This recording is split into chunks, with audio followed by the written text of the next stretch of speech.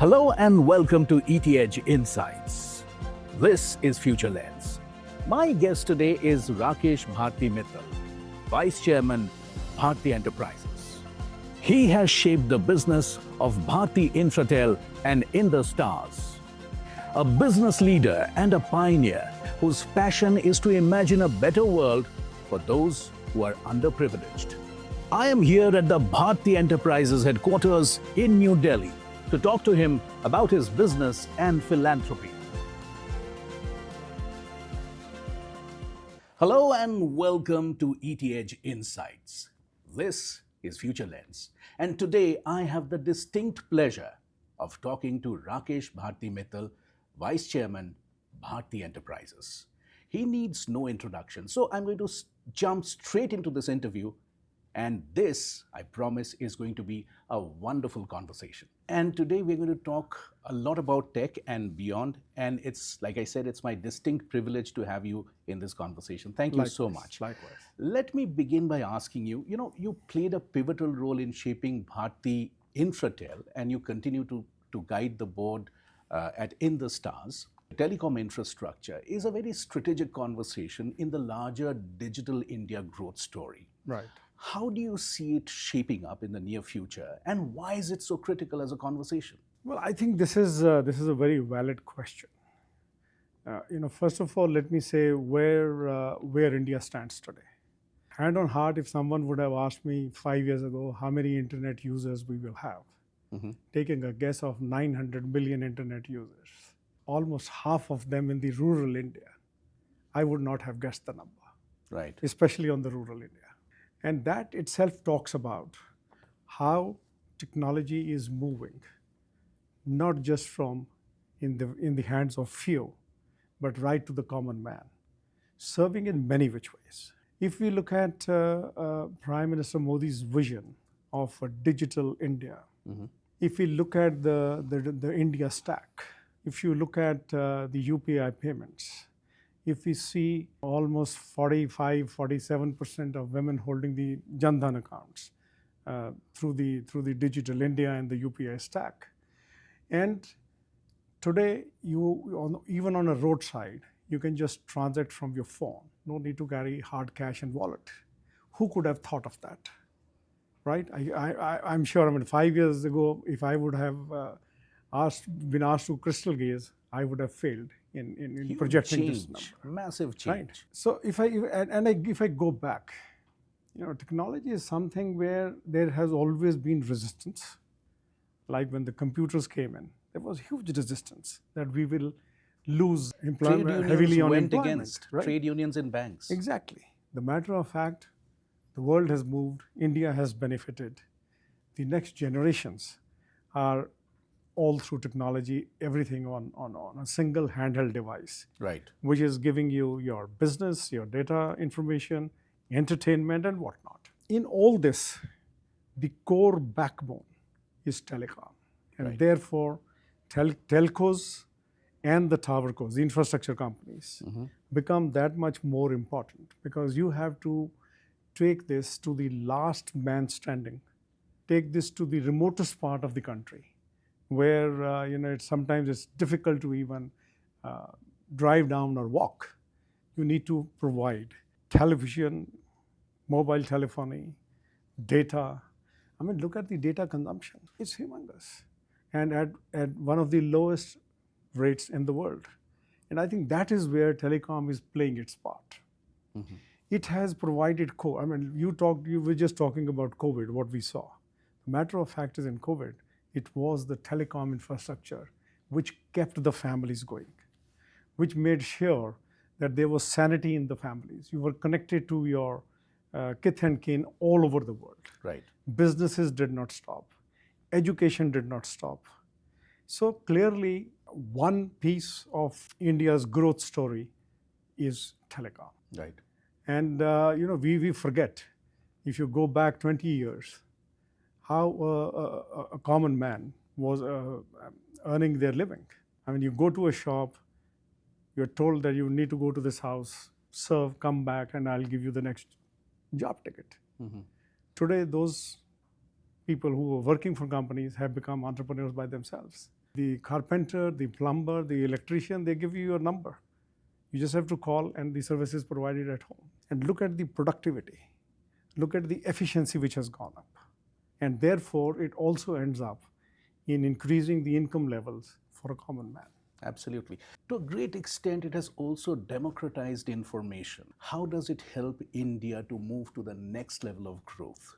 Well, I would say, when we look at and talk about the demographic dividend of India, one thing which is extremely important and critical is how do we nurture that demographic dividend. When we talk about AI, again, there are questions being raised. Will people end up losing jobs? The matter of fact is, if you have not upgraded yourself, you will certainly end up losing your job. Same argument as computers, right? Same argument.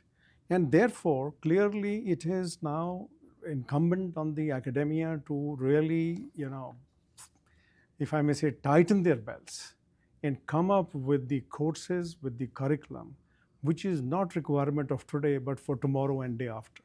And that is one big area which I believe needs huge attention.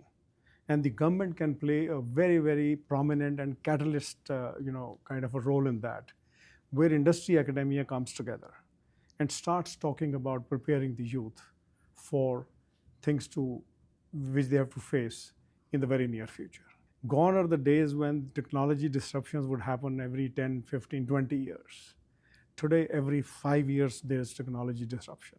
And I'm convinced during my lifetime, it'll be soon, very 2-3 years, there'll be new technologies hitting in our faces. So you have to upgrade, you have to update, you have to prepare the youth for those jobs which are going to be sitting there tomorrow. You talked about disruption. One of the disruptions that's obviously a very hot topic, a current and contemporary topic, is AI.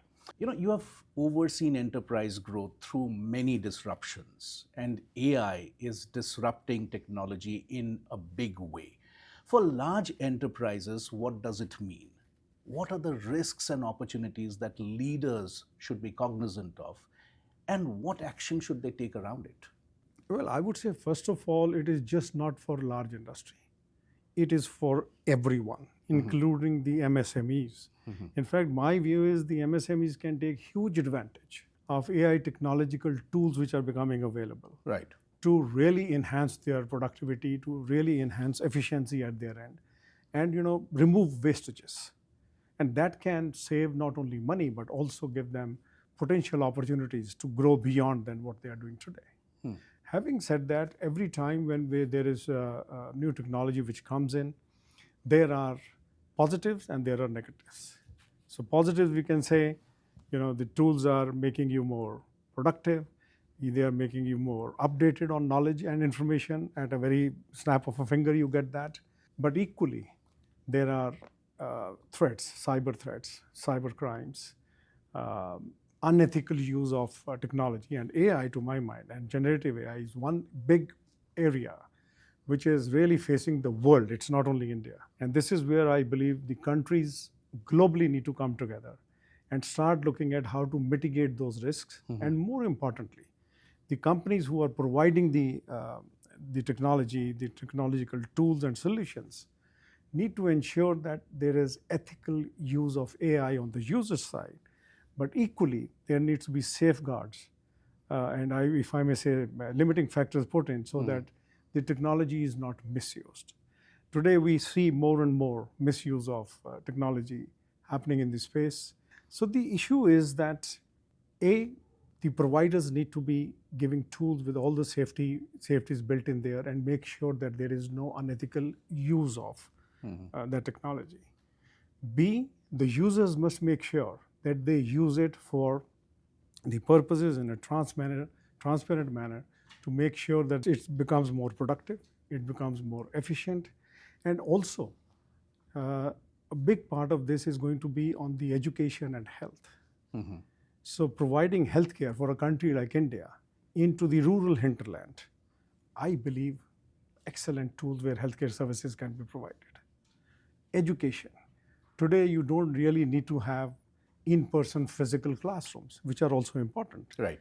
But Since we today see that there are less number of AI educators, uh, uh, um, less less experienced and trained educators on future technologies. Let me not just say AI, it's IoT, machine learning, augmented virtual reality, robotics, and so on.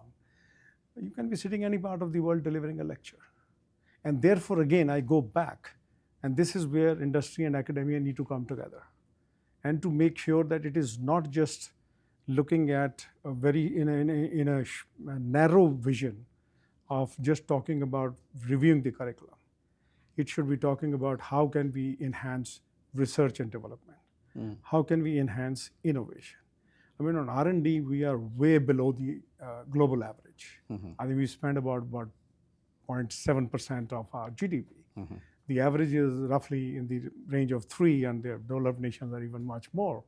Having said that, is Indian industry ready to innovate? The answer is partly yes and partly no. For the simple reason that in the industry, when you have to do research, development, and innovation, you need the experts. So you deal with projects, and once those projects get over, unless you are in the constant journey of doing research, which happens in pharma, which will happen in some specific areas, it is the academia which takes the burden of delivering the research, and the funding comes from the private sector. Globally, that's the way R&D happens, that's the way innovation happens. Even during COVID, we saw the multinational corporations gave money, billions of dollars, tens of billions of dollars to the academia. For research. For research. In India, it was the pharma companies doing by themselves. Why can't we have a model where the two can engage? And that is where then when you are talking to each other, you are also making sure that the required and relevant curriculum is taught to the kids. Today, unfortunately, we are teaching the kids what the faculty has been teaching for the last 30 years. So we are still in the jobs and future. The world has moved to future of jobs, and therefore there's a dire and crying need for many things to be done. If we have to look at making full use of technology, technological tools which are becoming available, preparing our kids for the kind of jobs which are going to be available in the very near future. And in that, the industry has to play a very, very large role. You talked about the larger industry. Certainly, yes, the larger industry will lead the pack. But it has to be an overall ecosystem which need to be brought together on telecom companies to provide the core, to provide whether they are data center, whether they are investment into technologies, hugely invested in 5G, 6G is knocking on our doors. That is a journey which is going to start sometime soon. Data centers I talked about. Then I would say the OTT players, they'll have to play their part. All these ecosystems need to intertwine to make sure that we make use of all the technologies, including AI, Gen AI, which you talked about, in the most efficient manner. Right. Which does good for the community, which does good for the nations and people at large. So AI for greater common good is what you're suggesting, and I'm sure this is work in progress. Yeah. AI can cut both ways, as you've told me. What are the guardrails that are absolutely necessary to make it more responsible? Well, as I mentioned earlier, I think one of the biggest things which I believe needs to be kept in mind is ethical use of any kind of technology, and AI is part of that. There will be benefits of any new technology which hits us, and there will be the areas which will be deficient in making things difficult for, right, or misuse of that technology in simple plain words. And you talked about the responsibility of the larger enterprise, and this is where I want to share with you how Airtel has really upped the game by launching in September 2024 an integrated spam detection tool, which blocked billion of spam calls and spam SMSs to the users and consumers. I mean, it's a menace. Your fraudulent SMSs are coming, telephone calls are coming, unwanted calls. So that was something which was really welcomed by the users, by the industry. And to top that, now only very recently we've talked about and brought in a integrated fraud management tool, which is now giving you a heads up that this is a fraud and a spam. Don't take the call. So, as responsible large enterprise, as responsible citizen, Airtel brought this to make sure that the big pain which the consumers and users were facing are taken care of. And we've seen, your digital arrests happening. We have seen monies being taken out. We've seen ransoms being demanded. So all these things is something where we believe that we must make sure that the consumer, the users, not only enjoy a service or a product which is of high quality, but equally, which also makes their lives much simpler and happier. And this is in a way providing comfort to Airtel customers that their pain is being taken care of. And this is all AI integrated tool. So we've used the new technology, we put it in place and rolled out, which is helping immensely to each consumer, each user of Airtel today. Does this merit a conversation among global enterprises and governments to share knowledge Absolutely. so that AI can Absolutely, be handled yes. better? Why not? Absolutely. Okay. I think this is not only for India, it's happening globally. These problems are global problems. And I believe always in partnership. And at Bharti, we've always believed in bringing the best of partners globally to come and partner with us in India to provide the best quality of service and products to our users and consumers. Absolutely. And that's what we have done. And we will continue to invest heavily on this. Let me come to something that you've touched earlier, which is enterprise R&D. What is the roadmap for companies, large enterprises, to come and invest in research and partner with academia, and what purpose would it serve so that India can go to the next level of growth? So let me go back on why this is not happening. And it has problem on both sides, industry and academia. So let me first pick up the problem on the industry side. We are shying away from making huge investments into developing products and services because we believe that there is some solution available in the world which can be brought in and rolled out to our customers. Having said that, if India has to talk about being the third largest economy in the world, if we are saying India sits on the high table today on policy making for global issues, then industry's responsibility is also to make sure that we start investing heavily into research, development, and innovation to develop products, to develop services at a cost, at a price which my Indian customer can afford. And it is not that we have any dearth of talent. Look at what ISRO has done. Look at what auto industry has done. Look at what telecom has done. Right? We are bringing in new solutions, new products which are being developed within India. While, if I may say, the telecom technology comes from somewhere else, and there are multinational companies who come and provide us the equipment. But today, we have the talent, we have wherewithal to bring all the solutions which are required to be put on those platforms. So that is as far as the industry is concerned. It needs a serious partnership with the academia. The problem on the academia side is every time industry has given money for research, they have said thank you very much and have not gone back in a transparent manner on what happens to the money which is given. And this is my message to the academia. I have been talking about at various platforms and various forums that in a transparent manner, why should they not send a quarterly report to the industry partner on the research projects which are ongoing in the university? Industry very well knows probably 9 out of 10 will fail. They will not see the end result or the objective for which the research was given. But if you are in a transparent manner sharing what is happening, A, B, active engagement between the industry, between the senior leadership of the companies and the academia on regular basis. And when I say regular, why should every 6 months the two teams not get together at the campus to see what's happening, what needs to be done, where is it going, how is it going? The moment these things start to happen, there is no dearth of R&D funds which can become available to the academia. What does academia do and engage with the industry? Summer internships and final year placement. Come on, I mean, that's a given. This is the most low-hanging fruit which I see. Why should they not go and tell, this is what we are doing, cutting-edge research. This is what we have done in the past. This is the faculty which we have who are publishing papers in peer journals and whatnot. And bring in success stories to seek those funds, talk to them. Between them, they need to be active engagement.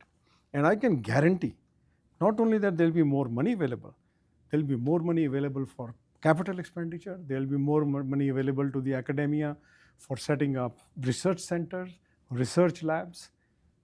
The world opens up.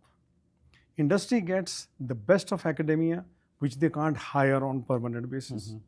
They get the funding, which they don't have, while they have the brains sitting there and the talent sitting with them.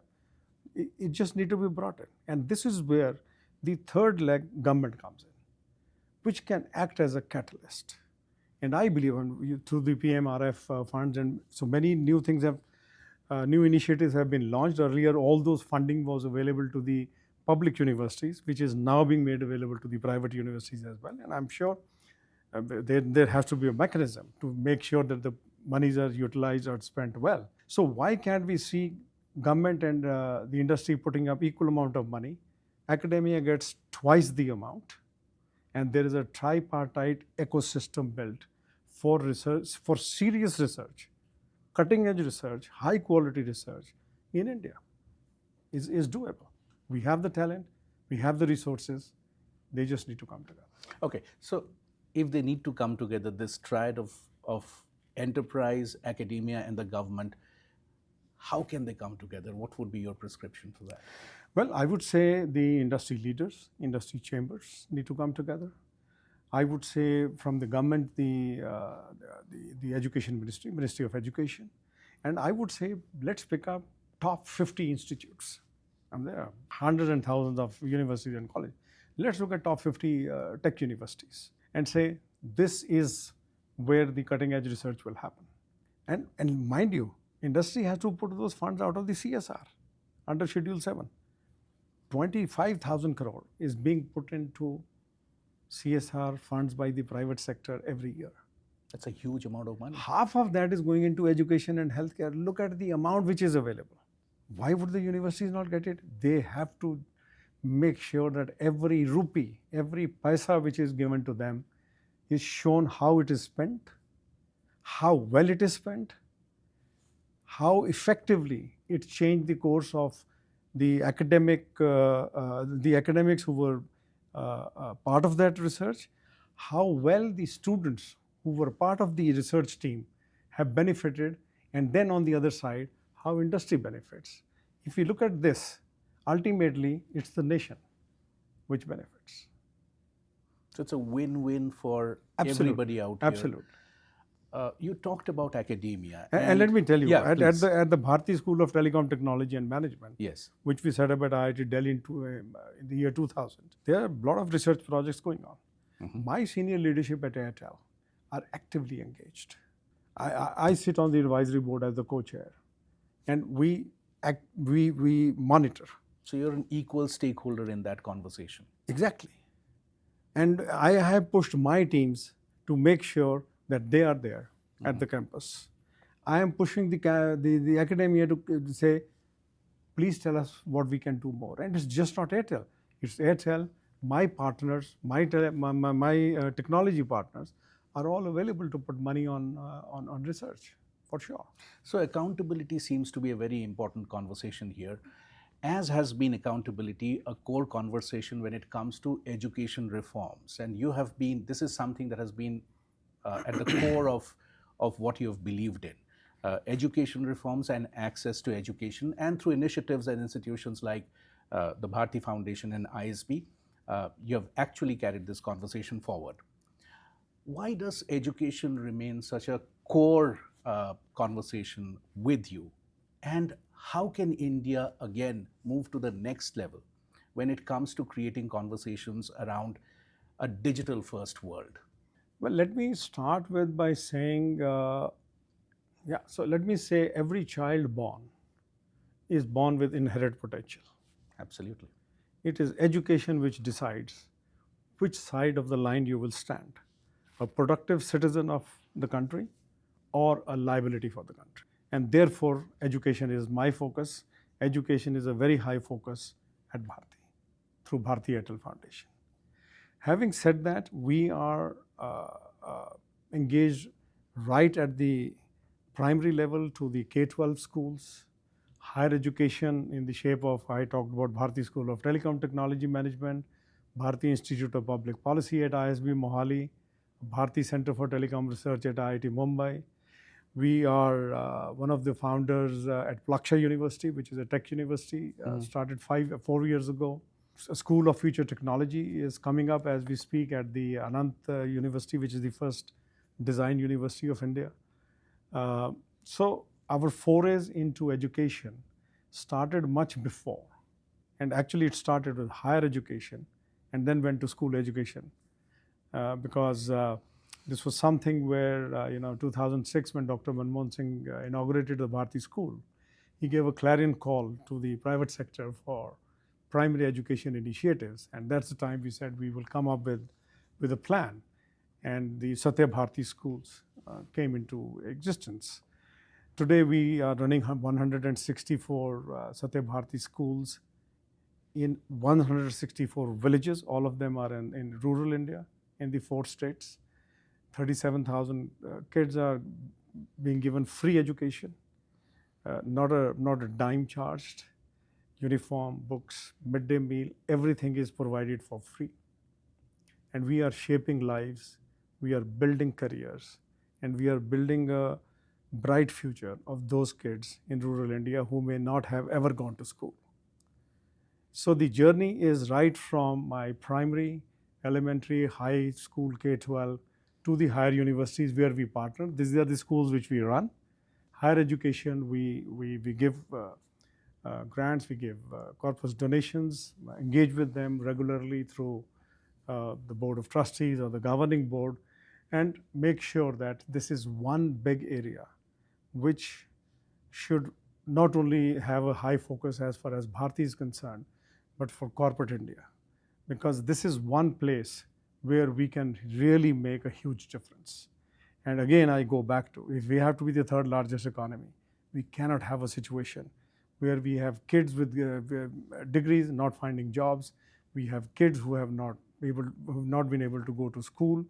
We very recently launched a Bharti Airtel scholarship program. And that's, I think, one of the most powerful scholarship programs which we have launched, where we picked up 276 students. And the criteria is if you have got admission in the top 50 NIRF ranked universities, tech universities, you become eligible. You apply, your parents' income should be less than 8.5 lakhs. You should not be receiving any other scholarship. And of course, there are other terms and conditions. And we were to pick 250. So 276 Bharti scholars were picked last year. We are now getting ready for the 2025 cohort admissions, which are going to start soon. We'll up the ante. We'll try to see if we can go to about 500. The ultimate goal is to have 1,000 intake every year, with 1,000 passing out on after year 4. So at its peak, there'll be 4,000 Bharti scholars.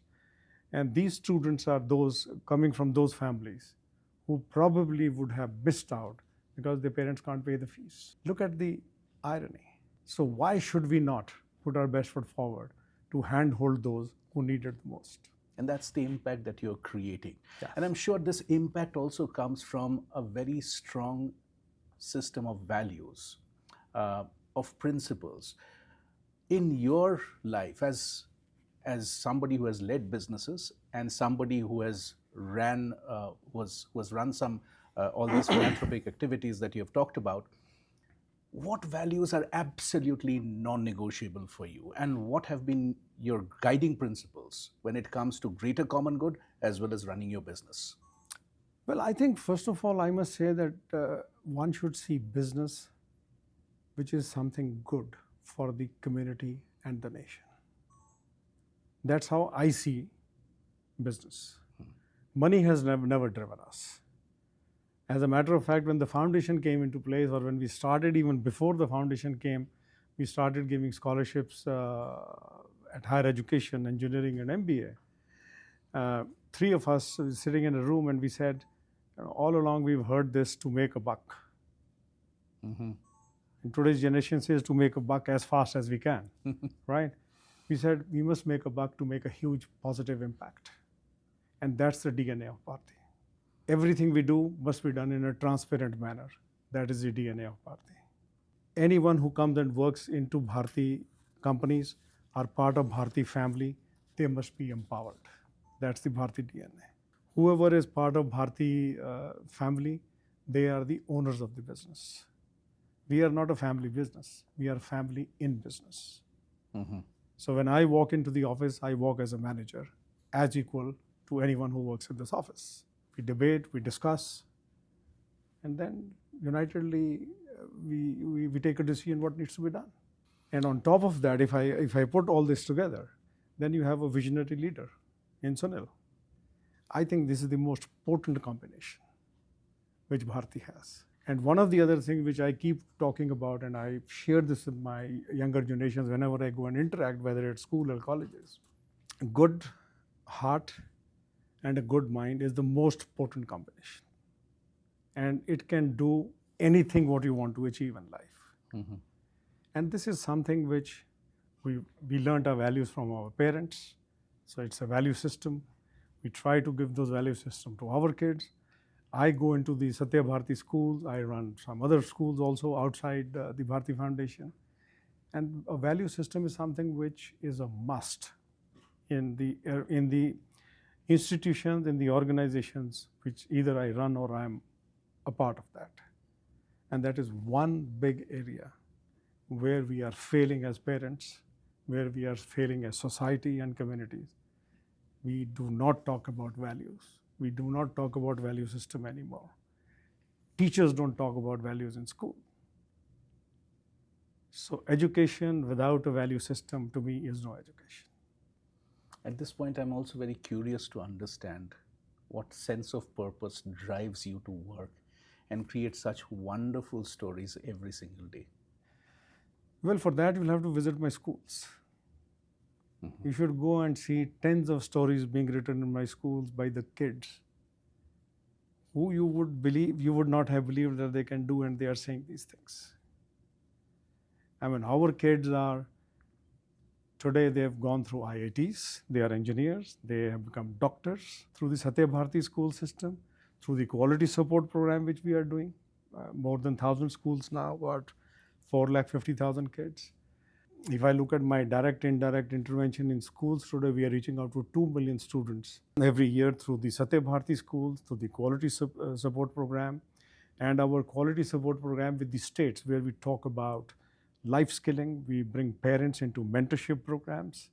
We are making, in my Satya Bharti school parents are mentors for their kids at home, in the true sense, not just by saying it. And we are making them equally responsible for their child, for the growth of their child, for the future of their child. So for that, you'll have to go into the schools to see what happens. They drive their parents crazy at home. They drive communities crazy when they go and talk to them. And this is something which I love. They are making lives hell for their parents. They'll go and tell, you don't bathe every day. You're not brushing morning, evening. House is not clean. Clothes are not clean. This is generally the parent teaching the student. It is the other way around in my schools. That's what happens. And I can share with you, one of the child, this is way back, my class 1 student was teaching his parents at home after school. And the reporter said, where did you get the inspiration from? He said, I used to go to school every day. So in our school, it is written, each one teach one. He says, मैं रोज पढ़ता था. Until one day I realized my parents are illiterate. So each one teach one तो मैं पहले घर से शुरू करता हूँ. Today all the mothers of our students come for parent-teacher meeting. They sign. They have never gone to school. They read a newspaper. They have never gone to school. My kids are making that difference in the lives of their parents. My kids are making a difference in the lives of communities on sanitation, hygiene, cleanliness. My Satya Bharti schools are being trained by the Dayanand Medical College and hospital teams how to do, take blood pressure and whatnot, and then they do the camps in the communities. And the doctors have told me that, my God, I mean, we just told them once and they are working like professionals. This is the change, a silent change which is happening in the villages, in rural India at the Satya Bharti schools. This is now starting to happen at the quality support program schools. So my view is corporate India must take this call of holding hands of those people who need the most. I am absolutely convinced we cannot have islands of happiness. We cannot have islands of wealth if India has to be the third largest economy. The ecosystem has to move up. How can you be at peace when there is turmoil around you? Cannot. And that's the change India needs to see. Absolutely. And India is seeing it. I mean, it's not that in the last 77, 78 years, what India has achieved is phenomenal, right? Satellite launches at ISRO, seamless, outstanding. I mean, kudos to the scientists there. And the talent we see, if we talk about landing on the moon, Indian talent, Indian technology, Indian scientists, we have everything. This needs to be just brought together. It will be many times more what we see. That's work in progress. Yeah. Lastly, today's leaders and leadership conversations, they're changing. It's not just about being a strategic thinker anymore. It's also about being empathetic, adaptable. It's also about having a sense of purpose. What trends are you seeing when it comes to leaders? And how can leaders of tomorrow prepare themselves for the next decade? Well, I would say that is work in progress, will always remain work in progress. Today, India is being saluted by the world. They are seeing strong leadership. They are seeing strong strides and enhancement in the economy, which is coming through the private sector, through a lot of support coming from the government. So clearly, India is a rising star. I mean, we are on GDP growth, we are amongst the best globally. I'm just trying to moderate what I'm saying, and therefore we see everyone calling on India. Are there opportunities? Absolutely. Today, I think India is one country, one nation, one continent, whatever we may say, which provides immense opportunity and potential in multifarious businesses cutting across the spectrum and streams. We have shown the world, as I said, on auto. We have shown the world on space, and space is just opening up. Huge opportunities. We are now looking at huge investments being made in the chips, in electronics, semiconductors. Huge development taking place. Private sector is playing a big role. Government, PLI schemes are making sure that those investments are coming in. So clearly, there is a lot being done. Clearly, there is a lot of things which are happening, good things which are happening, which is now showing that India is the beacon of future growth, not for today, tomorrow, but probably few decades to come. It is responsibility of corporate India to take this call, take opportunity of what we need to do, lean on government wherever the support is needed, nurture our talent in the academia, in the universities and colleges, nurture and support the talent to make sure that we not only look at what we do for ourselves, we not only look at what we do for our communities and the country, but what we can do for the globe and the mankind. That's what I believe in, and that's what I see India doing.